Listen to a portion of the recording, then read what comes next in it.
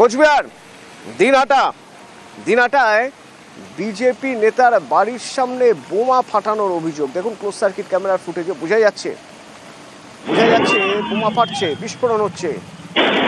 অভিযোগ উঠছে উদয়ন গুহর ছেলে এবং তার সঙ্গীরা নাকি এইভাবে বিজেপি নেতার বাড়ির সামনে দেদার বোমা ফাটিয়েছে।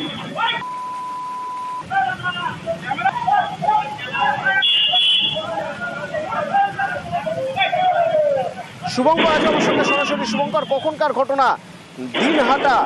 দিনহাটার একটা বিজেপি বেস রয়েছে, ভিত্তি রয়েছে, সেখানে এভাবে এক নেতার বাড়ির সামনে তৃণমূলের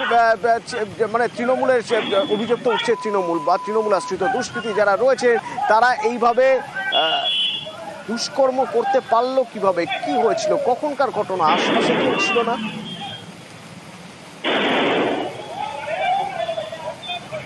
হ্যাঁ অতনু, দেখো তোমাকে জানিয়ে রাখি, গতকাল রাত 11টার ঠিক পরে এই ঘটনা ঘটেছে দিনহাটা শহরের 2 নম্বর ওয়ার্ডে। বিজেপি নেতা অজয় রায়, বিজেপির জেলা সম্পাদক, তার বাড়ির সামনে এই বোমাবাজির ঘটনা ঘটেছে। এবং তার বাড়ির সামনে সিসিটিভিতে যেটা দেখা যাচ্ছে যে কিছু ছেলেপেলে রাত 11টা নাগাদ তার বাড়ির সামনে বোমা ফাটায়। শুধু বোমা ফাটানোই না, তার বাড়ি লক্ষ্য করে, বিজেপি নেতার বাড়ি লক্ষ্য করে গালিগালাজ করে বলে অভিযোগ, বিজেপি নেতার অভিযোগ। এবং বিজেপি নেতা যার বাড়ির সামনে এই ঘটনা ঘটেছেন, সেই অজয় রায়, তিনি যেটা অভিযোগ করেছেন, উত্তরবঙ্গ উন্নয়ন মন্ত্রী উদয়ন গুহর ছেলে সায়ন্তন গুহর নেতৃত্বে এই হামলা চালিয়েছে। যদিও সায়ন্তন গুহর দাবি যে ওই এলাকাতে এক তৃণমূল নেতার বাড়ি রয়েছে, সেখানে তারা গতকাল নিমন্ত্রণ ছিল, সেই নিমন্ত্রণ খেয়ে তারা ফিরছিলেন। এবং গতকাল যেহেতু ছট পুজো ছিল, তাই রাতের বেলা কিছু ছেলে রাস্তার উপরে চকলেট বোমা ফাটিয়েছে। কোনো বড় বোমা নয়, বা যে ধরনের বোমা থেকে ক্ষতি হতে পারে সেই ধরনের কোনো বোমা নয়।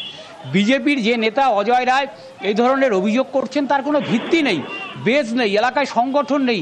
তিনি এই ধরনের ভিত্তিহীন অভিযোগ